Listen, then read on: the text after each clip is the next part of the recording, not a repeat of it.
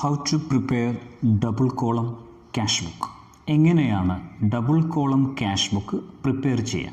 Double column cash book ഉദ്ദേശിക്കുന്നത് a cash book having bank and cash column അല്ലെങ്കിൽ cash and bank column.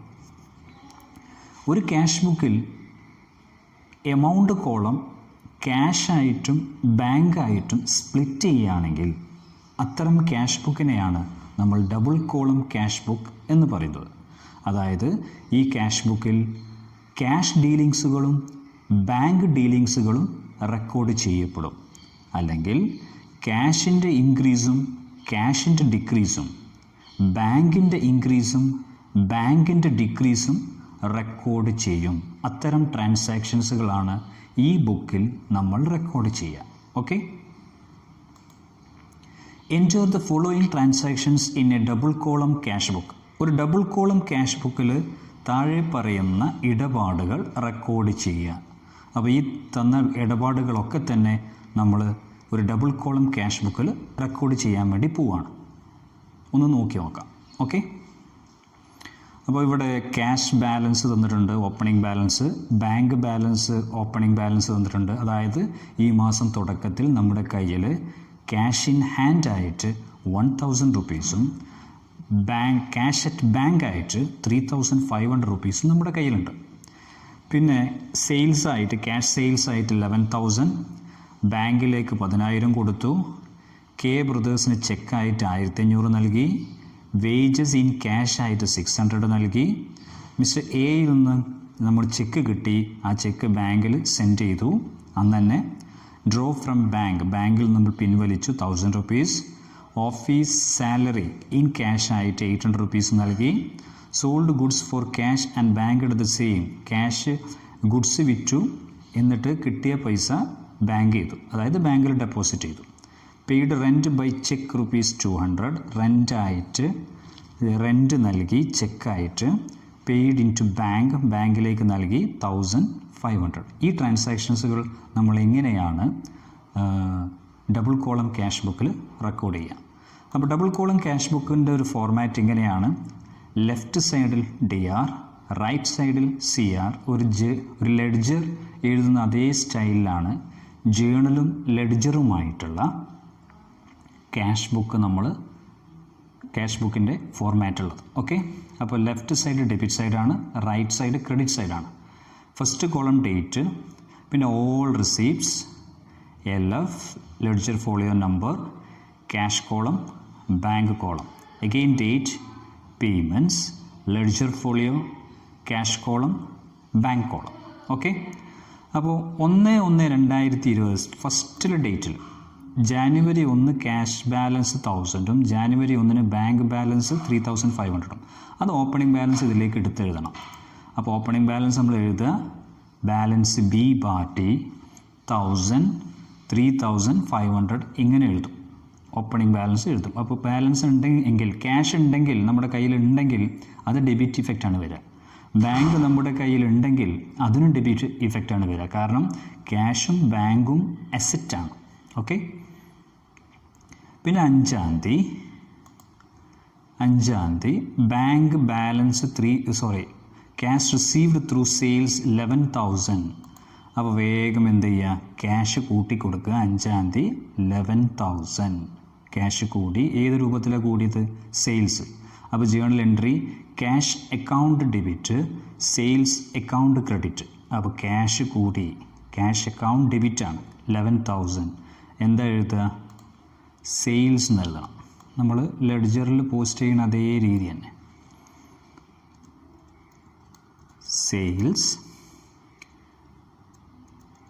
Sales account എന്ന് എഴുതി. Okay, 11,000. അപ്പോൾ 10,000 sales രൂപത്തിൽ കൂടി. 1000 ഇവിടെ കൂടാൻ കാരണം ഓൾറെഡി ഉള്ള ബാലൻസ്. ബാങ്കിൽ 3500 കൂടാൻ കാരണം ഓൾറെഡി ഉള്ള ബാലൻസ്. ക്ലിയർ അല്ലേ? ഇനി അടുത്ത transaction January 6 paid in to bank 10,000. ബാങ്കിലേക്ക് 10,000 രൂപ പേ ചെയ്തു. അപ്പോൾ ബാങ്കിലേക്ക് 10,000 രൂപ പേ ചെയ്ത് കഴിഞ്ഞാൽ ബാങ്കിൽ 10,000 റുപ്പീസ് കൂടണം. 10,000 റുപ്പീസ് ബാങ്കിൽ കൂടുകയാണെങ്കിൽ റെസീപ്റ്റിലാണ് വരിക അല്ലേ. 10,000 rupees.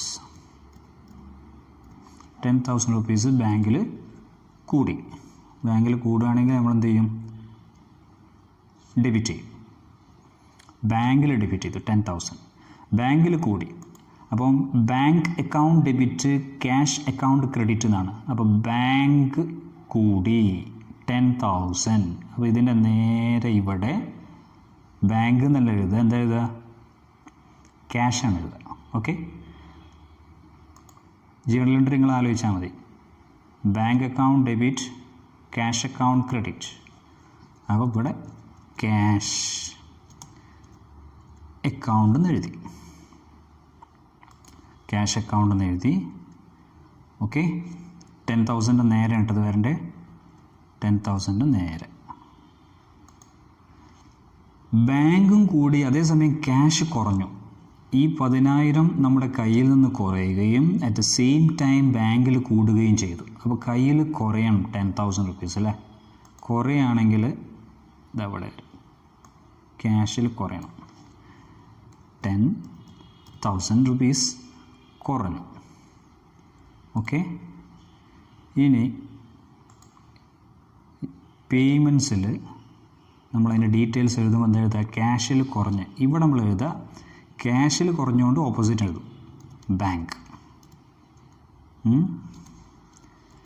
ബാങ്ക് എന്ന് എഴുതി. ക്ലിയർ അല്ലേ? 10,000 ബാങ്ക്. ഈ ഒരു ട്രാൻസാക്ഷൻ വഴി അപ്പോൾ ഇതിൻ്റെ ഡേറ്റ് എഴുതണം. ഡേറ്റ് എന്തായിരുന്നു? 6-ാം തീയതിയാണ്. 6th ഡേറ്റ് അല്ലേ. അപ്പോൾ 6-ാം തീയതി, 6/1/2020 അതെഴുതി. ഓക്കെ, അപ്പോൾ 10,000 rupees ബാങ്കിൽ കൂടി, അഗെയിൻ 10,000 rupees നമ്മുടെ കയ്യിൽ നിന്ന് പോവുകയും ചെയ്തു, കയ്യിൽ നിന്ന് കുറഞ്ഞ്. അപ്പോൾ ക്യാഷും കുറഞ്ഞ്, ബാങ്ക് കൂടി, ക്യാഷ് കുറഞ്ഞ്. അപ്പോൾ ഈ ഒരു ട്രാൻസാക്ഷൻ വഴി, അപ്പോൾ ഏതെങ്കിലും ഒരു ട്രാൻസാക്ഷൻ വഴി ക്യാഷ് ബുക്കിലെ ബാങ്ക് കോളത്തിനെയും ക്യാഷ് കോളത്തിനെയും ഇഫക്റ്റ് ചെയ്യുന്നുവെങ്കിൽ അത്തരം ട്രാൻസാക്ഷനെ നമ്മൾ കോൺട്രാ എൻട്രി എന്ന് പറയാം. അപ്പോൾ ആക്ച്വലി അത് നമ്മൾ ഡിനോട്ട് ചെയ്യുന്നത് LF കോളത്തിലാണ്, കോൺട്രാ എൻട്രി. അപ്പോൾ കോൺട്രാ എൻട്രി എന്നുള്ളത് നമ്മൾ ഡിനോട്ട് ചെയ്യാണ് കോൺട്രാ എൻട്രി. C എന്ന പേരിലാണ് ഡിനോട്ട് ചെയ്യുക. ഓക്കെ, C എന്ന പേരിൽ ഡിനോട്ട് ചെയ്യും. Contra, this is contra entry. ഈ കോൺട്രാ എന്ന ഇഫക്റ്റ് ഇവിടെയും കാണിക്കാം. Contra entry. Okay, contra entry. C എന്ന് ഡിനോട്ട് ചെയ്യാനുള്ള കാരണം ഇതൊരു കോൺട്രാ എൻട്രിയാണ്. ഒരേ ഒരു ട്രാൻസാക്ഷൻ ക്യാഷിനെയും ബാങ്കിനെയും എഫക്റ്റ് ചെയ്യുകയാണെങ്കിൽ അതിനെ നമ്മൾ കോൺട്രാ എൻട്രി എന്ന് പറയും. ഓക്കെ, ഇനി അടുത്ത transaction paid to K brothers by cheque ₹1,500. K ബ്രദേഴ്സിന് 1,500 ചെക്കായിട്ട് നൽകി. അവർക്ക് പൈസ കൊടുക്കാനുണ്ട്. കെ ബ്രദേഴ്സിന് 1,500 രൂപയാണ് കൊടുക്കാനുള്ളത്. അത് ചെക്കായിട്ടാണ് നൽകിയത്. അപ്പോൾ കെ ബ്രദേഴ്സിനോടുള്ള ലയബിലിറ്റി കുറയാണ്, ചെക്കായിട്ടാണ് നൽകിയത്. അപ്പോൾ ക്യാഷ് കുറയുക എവിടെയാണ്? ബാങ്കിലാണ്. അപ്പോൾ ബാങ്കിൽ പൈസ കുറയും, ലയബിലിറ്റി ഡിക്രീസ് ചെയ്യാണ്. അപ്പോൾ K brothers account debit, bank account credit എന്നാണ് ഇതിൻ്റെ ജേണൽ എൻട്രി. ആ ജേണൽ എൻട്രി പ്രകാരം കെ ബ്രദേഴ്സിന് എത്ര രൂപ കൊടുത്തത്? 1,500 rupees അല്ലേ. 1,500 rupees. 1,500 rupees. 1,500 rupees. അപ്പോൾ അതിൻ്റെ നേരെ കെ ബ്രദേഴ്സ്,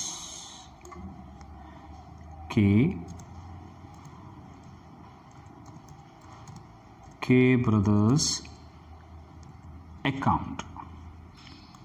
ഓക്കെ, ഡേറ്റ് എന്നാണ്? January 7 ആണ്. അപ്പോൾ January 7.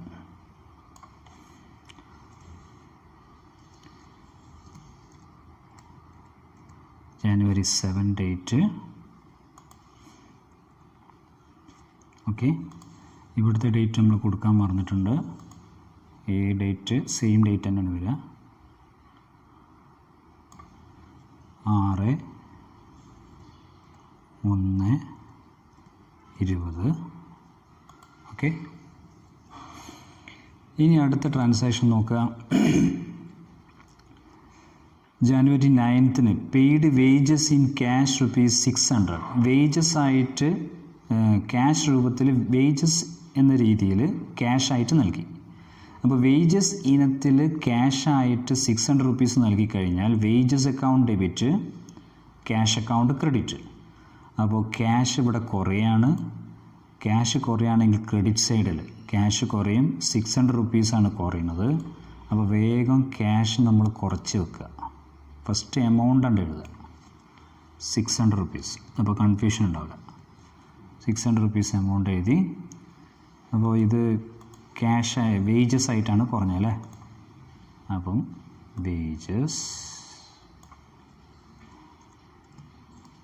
വേജസ്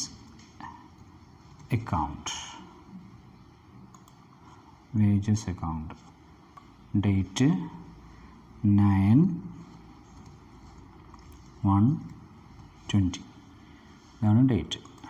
ഓക്കെ, വേജസ് ആയിട്ട് 6,000 അല്ല 600 ആണല്ലേ.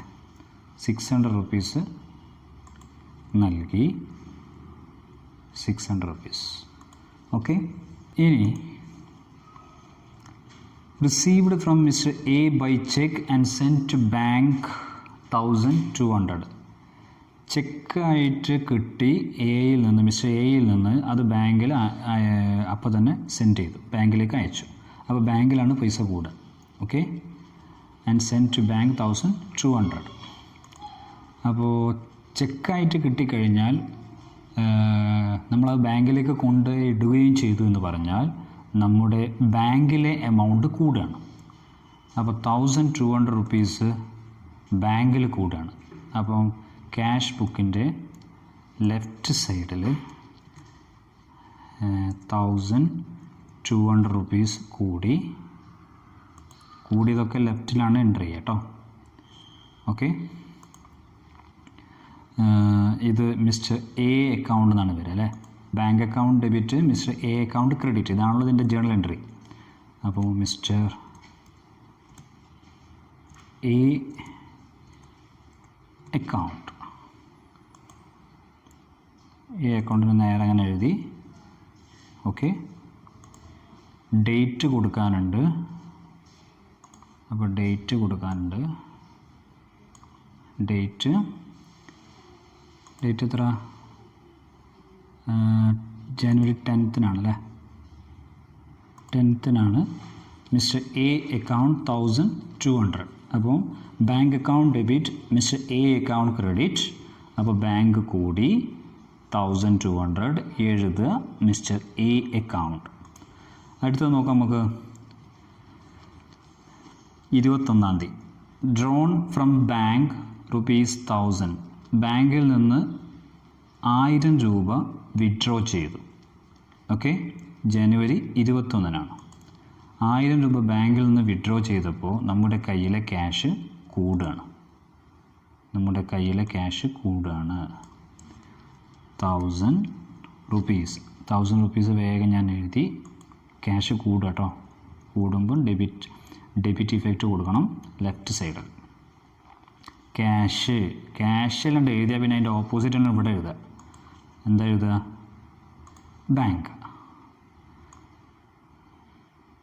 ബാങ്ക് വഴി നമ്മുടെ ക്യാഷ് കൂട്ടി, അതാണ് ഉദ്ദേശിക്കുന്നത്. Bank account. Okay, bank account എന്നെഴുതി. ഡേറ്റ് 21 അല്ലേ. അപ്പോൾ ഡേറ്റ് എഴുതണം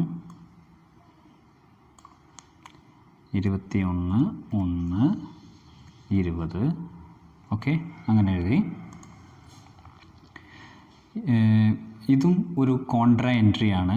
ക്യാഷും കൂടുന്നുണ്ട്, അറ്റ് ദ സെയിം ടൈം ഈ കൂടുന്ന കാരണത്താൽ നമ്മുടെ ബാങ്കിലെ പൈസ കുറയുകയും ചെയ്യുന്നുണ്ട്. അപ്പോൾ ബാങ്കിലെ പൈസ കുറച്ച് വെക്കണം. അപ്പോൾ ബാങ്കിൽ കുറയുകയാണെങ്കിൽ ക്രെഡിറ്റ് സൈഡിൽ ഏത് കോളത്തിലാണ് കുറയുക? ബാങ്ക് കോളത്തിലല്ലേ. 1000 കുറഞ്ഞു. അതിൻ്റെ നേരെ ബാങ്കിലല്ലേ കുറഞ്ഞ്, നേരെ എന്താ എഴുതുക? Cash account. Okay, date same date ആണ് വരിക, 21/1/20. ഓക്കെ, ഇതാണ് ഇതിൻ്റെ കാര്യം. ഇനി അപ്പോൾ ഇതും എന്താണ്? ഒരു കോൺട്രാ എൻട്രി ആണ്. So it should be denoted in LF column. LF കോളത്തിൽ ഡിനോട്ട് ചെയ്യണം. സി ആണ്. സി അതിന് നേരെ. ആൻഡ് ഓൾസോ ഇവിടെയും സി എന്ന് ഡിനോട്ട് ചെയ്യണം. Paid office salary in cash 800. 29-ാം തീയതി ഓഫീസ് സാലറി ക്യാഷായിട്ട് നൽകി 800 റുപ്പീസ്. പേയ്മെൻറ്റ്സിലാണ് വരിക. സാലറിയില്ല നൽകിയത് 800 റുപ്പീസ്, ക്യാഷായിട്ടാണ് നൽകിയത്. ക്യാഷായിട്ട് നൽകി കഴിഞ്ഞാൽ ക്യാഷിലാണ് കുറയേണ്ട എമൗണ്ട് എത്രയാണ്? 800 ഇവിടെ എഴുതി. ഓക്കെ, അപ്പോൾ ഇതിൻ്റെ നേരെ ഓഫീസ് സാലറി, ഡേറ്റ് 29-ല്ലേ, 29. അപ്പോൾ ഇതാണ്. ഇനി next paid office salary in cash കഴിഞ്ഞാൽ ജനുവരി 30-ന് sold goods for cash and bank the same ₹1600. അപ്പോൾ സെയിൽസ് നടന്ന്, അപ്പോൾ പിന്നെ പൈസ കിട്ടിയത് ബാങ്ക് കൊണ്ടുപോയിട്ട് അപ്പോൾ ബാങ്കിലിട്ട് കഴിഞ്ഞാൽ ബാങ്കിലാണ് കൂടുന്നത്. അപ്പോൾ bank account debit, sales account credit. Cash അല്ല കൂടുന്നത്, ബാങ്കാണ് കൂടുന്നത്.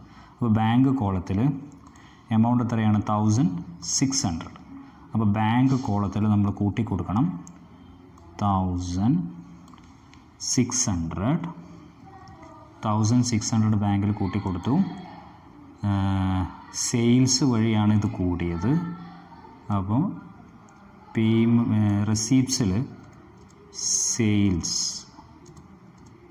Sales account. ഓക്കെ, അപ്പോൾ അതിൻ്റെ ഡേറ്റ് എന്താണ്? ജനുവരി 30. ജനുവരി 30.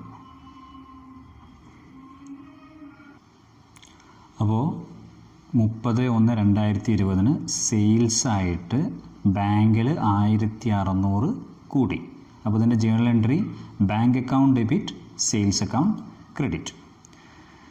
ഇനി 31-ന് paid rent by cheque. Rent കൊടുക്കാനുണ്ട് സ്ഥാപനത്തിന്, നമ്മുടെ ബിസിനസ് സ്ഥാപനത്തിന് റെൻറ്റ് കൊടുക്കാനുണ്ട്. പക്ഷെ അത് കൊടുത്തത് ചെക്കായിട്ടാണ് 200 റുപ്പീസ്. അപ്പോൾ നമ്മളെ കയ്യിലുള്ള ക്യാഷല്ല കുറയുക, ബാങ്കിലെ പൈസയാണ് കുറയുക. ബാങ്കിൽ കുറയാണെങ്കിൽ ക്രെഡിറ്റ് സൈഡിലാണ്. എമൗണ്ട് എത്രയാണ് കുറഞ്ഞത്? 200 റുപ്പീസ്. ഓക്കെ, 200 റുപ്പീസ് എമൗണ്ട് കുറയ്ക്കുന്നതായിട്ട് കാണിക്കണം. 200 റുപ്പീസ്. അപ്പോൾ അത് ഓഫീസ് സാലറിയാണ് അല്ലേ, പേയ്മെൻ്റ് ആണ്. Office salary account debit, bank account credit എന്നാണ് അതിൻ്റെ ജേണൽ എൻട്രി. അപ്പോൾ ഓഫീസ് സാലറി അക്കൗണ്ട് ക്രെഡിറ്റ്, ഈ അക്കൗണ്ടിൽ ക്രെഡിറ്റ് ചെയ്യണം. അതായത് ക്യാഷ് ബുക്കിൽ ക്രെഡിറ്റ് ആയിട്ട് ചെയ്യണം. ഇനി അതിൻ്റെ ഡേറ്റ്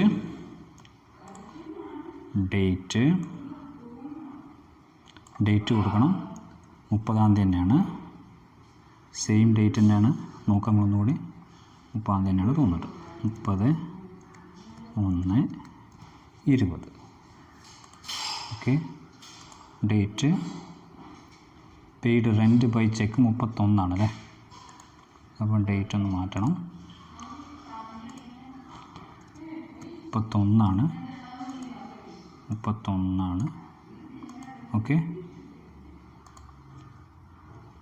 31 ഡേറ്റ് ഓഫ് എഴുതി. അടുത്തത് പെയ്ഡ് ഇൻ ടു ബാങ്ക് ₹1500. അപ്പോൾ ഇനി next paid in to bank ₹1500. ബാങ്കിലേക്ക് നമ്മൾ പൈസ നൽകി 1500, അതായത് ബാങ്കിൽ ഡെപ്പോസിറ്റ് ചെയ്തു. അപ്പോൾ ബാങ്കിൽ 1500 രൂപ എന്താവും? കൂടും. പെയ്ഡ് ഇൻ ടു ബാങ്കാണ്. ബാങ്കിൽ 1500 കൂടും. 1500. Okay, paid in to bank. Bank account debit, cash account credit. അപ്പോൾ ബാങ്കിൽ 1500 കൂടിക്കഴിഞ്ഞാൽ അത് ഏത് രീതിയിലാണ്? ഓപ്പോസിറ്റാണ് വരിക അല്ലേ? ക്യാഷ് നേരത്തെ പോലെ തന്നെ. ക്യാഷ് അക്കൗണ്ട് 31-ാം തീയതിയാണ്, സെയിം ഡേറ്റ് ആണ്. 31 സെയിം ഡേറ്റ്. ഓക്കെ, ബാങ്കിൽ കൂടി ക്യാഷിൽ കുറഞ്ഞു. അപ്പോൾ ക്യാഷിൽ കുറയ്ക്കണം. ക്യാഷിൽ കുറയ്ക്കാൻ എത്രയാണ്? 1500 തന്നെ ക്യാഷിൽ കുറയും. നമ്മൾ കയ്യിൽ നിന്ന് പോയില്ല പൈസ. 1500 നമ്മൾ ആ എമൗണ്ട് ബാങ്ക് കൊണ്ടുപോയിട്ടിട്ട്, അതുകൊണ്ട് നമ്മുടെ കയ്യിലുള്ള എമൗണ്ട് കുറയും, നമ്മുടെ കയ്യിലുള്ള ക്യാഷ് കുറയും. അതിന് നേരെ ക്യാഷിലല്ല കുറഞ്ഞ ഓപ്പോസിറ്റ് ബാങ്ക് എന്ന് എഴുതും. അവിടെ പേയ്മെൻറ്റ് സൈഡിൽ ബാങ്ക് എന്ന് എഴുതും. Bank account. ഓക്കെ, ഇനി അതിൻ്റെ ഡേറ്റ് ഇതേ ഡേറ്റ് തന്നെയാണ്, 31/1/20. ഓക്കെ, ഡേറ്റ് ഇത്രയും നമ്മൾ എഴുതി. ഇതും എന്താണ്? ഒരു കോൺട്രാ എൻട്രിയാണ്. ഒരു ട്രാൻസാക്ഷൻ വഴി ബാങ്കിനെയും ക്യാഷിനെയും ബാധിക്കുകയാണെങ്കിൽ അത് നമ്മൾ കോൺട്രാ എൻട്രി എന്ന് പറഞ്ഞ് ഡിനോട്ട് ചെയ്യും. അപ്പോൾ ഇവിടെ സി. ഓക്കെ, LF കോളത്തിലാണ് ഡിനോട്ട് ചെയ്യുന്നത്. This is also C. ഇങ്ങനെ എഴുതും. ഇനി നമുക്ക് എന്ത് ചെയ്യണം? ഈ ഒരു ക്യാഷ് ബുക്കിനെ നമുക്ക് എന്ത് ചെയ്യണം? ബാലൻസ് ചെയ്യണം. അപ്പോൾ ഏത് സൈഡാണ് കൂടുതൽ നോക്കണം. കൂടുന്നതിനനുസരിച്ച് നമ്മൾ കാര്യങ്ങൾ ചെയ്യണം. ഓക്കെ, അപ്പോൾ നമുക്കിനി എന്ത് ചെയ്യണം? ഇത് ബാലൻസ് ചെയ്യണം. ബാലൻസ് ചെയ്യണമെങ്കിൽ ആദ്യം നമ്മൾ എന്ത് ചെയ്യണം? ക്യാഷിൻ്റെ ഒരു ടോട്ടൽ. ഓക്കെ, ടോട്ടൽ ഇതേപോലെ ഇവിടെയും വേണം. എൻ്റെ എമൗണ്ട് കോളത്തിനും ടോട്ടൽ വേണം. ഓക്കെ, അത് ചെയ്തു. അതേപോലെ ഈ ക്യാഷ് ആൻഡ് ബാങ്ക് കോളത്തിനും ടോട്ടൽ എമൗണ്ട് എഴുതാനുള്ളൊരു സ്പേസ് നമ്മൾ പ്രൊവൈഡ് ചെയ്യണം. Total area. Okay, then cash ഏത് കോളം? ക്യാഷും അതായത് ഡെബിറ്റ് കോളമായ ക്യാഷും ക്രെഡിറ്റ് കോളമായ ക്യാഷും തമ്മിൽ നമ്മൾ ബാലൻസ് ചെയ്ത് വെക്കുകയാണ്. അപ്പോൾ ഇവിടെ ഏറ്റവും കൂടുതൽ ഏത് സൈഡാണുള്ളത് നോക്കുക. അപ്പോൾ ഈ സൈഡാണ് കൂടുതലുള്ളത്, ഡെബിറ്റ് സൈഡാണ് കൂടുതലുള്ളത്. അപ്പം 11,000 1,000 1,000, അപ്പം 13,000 എമൗണ്ട് വരുന്നുണ്ട്. അപ്പോൾ 13,000 നമ്മളിവിടെ എഴുതുന്നു. 13,000. ഓക്കെ, 13,000 ആണ് ഇവിടെ ഏറ്റവും കൂടുതലുള്ള ഏതാണ്? അത് ആദ്യം ടോട്ടൽ ചെയ്യുന്നു. അതേ ടോട്ടൽ ഇവിടേക്ക് എടുത്ത് എഴുതുന്നു. 13,000. ഓക്കെ, അപ്പോൾ ഇവിടുത്തെ എമൗണ്ട് 10,600 800 1,500 ടോട്ടൽ ചെയ്ത് കഴിഞ്ഞാൽ 12,900 കിട്ടും. അത് 13,000 ഡിഡക്റ്റ് ചെയ്ത് കഴിഞ്ഞാൽ 100ൻ്റെ പോരായാണ് ഉണ്ടാകുക. 13,000 നിന്ന് 12,900 മൈനസ് ചെയ്ത് കഴിഞ്ഞാൽ 100 റുപ്പീസാണ് ബാലൻസ്. അപ്പോൾ അത് ബാലൻസ് ചെയ്യുക.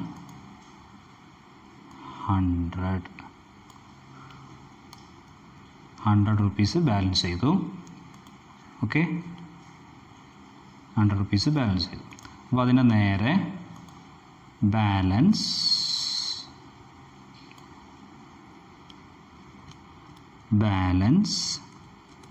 C/D എന്നെഴുതും. എമൗണ്ട് കാണിക്കണം. എമൗണ്ട് കാണിച്ചു. നമ്മൾ ഡേറ്റ് തെറ്റിപ്പോയി പറഞ്ഞത്. ഡേറ്റ് കാണിക്കണം. ഡേറ്റ് 31-നാണ് നമ്മളത് ബാലൻസ് ചെയ്യുക. 31 ഈ മാസം അവസാനം 1/2020 നമ്മളത് ബാലൻസ് ചെയ്യും. ഓക്കെ ബാലൻസ് ചെയ്തു. ഇനി ബാങ്ക് കോളം ബാലൻസ് ചെയ്യണം. അപ്പോൾ ഡെബിറ്റ് സൈഡാണോ ക്രെഡിറ്റ് സൈഡാണോ കൂടുതൽ നോക്കിക്കഴിഞ്ഞാൽ നമുക്ക് മനസ്സിലാവും. കൂടുതൽ ഏത് സൈഡാണ്?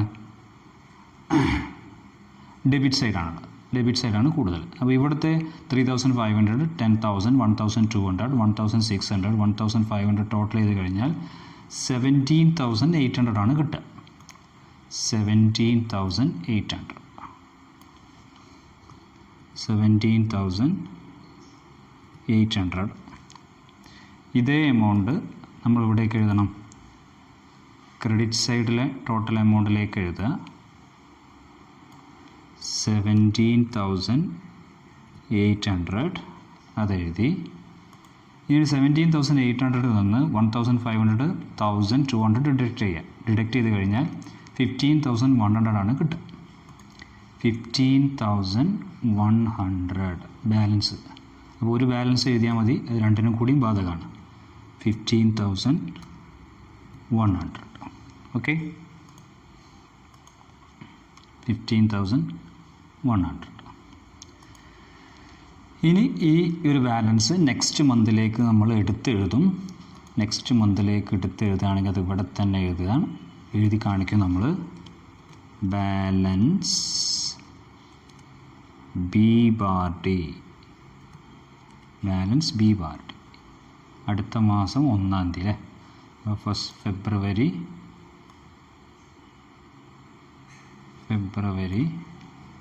1/2/20 ബാലൻസ് B bar D 100.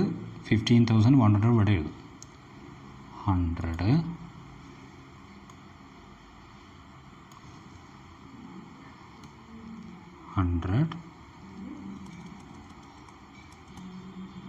15,100 ഈ രീതിയിൽ നമ്മൾ അടുത്ത ഇതിലേക്ക് അത് അടുത്ത മന്തിലെ ക്യാഷ് ബുക്കിലേക്ക് എടുത്ത് എഴുതേണ്ട ഐറ്റം ഇവിടെ തന്നെ കാണിക്കും, ബ്രോട്ട് ഡൗൺ എന്ന് പറഞ്ഞിട്ട്.